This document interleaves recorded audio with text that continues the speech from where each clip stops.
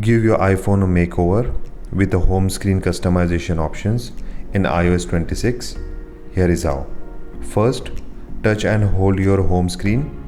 When the app starts to jiggle, tap Edit in the top left corner.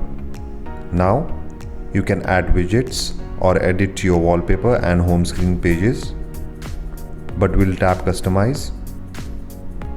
To adjust the appearance of app icon and widgets, tap the large button in the top right corner of the Customize menu. If you'd like large app icons without labels for a greater focus on your app icons, tap the dim button to darken the wallpaper.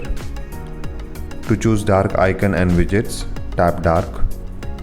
You can tap Auto to have a dark appearance at night and a light appearance during the day. You can also choose Clear or Tinted. Each option also has light or dark appearance to choose from, or auto to set the appearance based on the time of day. And when you select tinted, you can use the slider to adjust the color and saturation.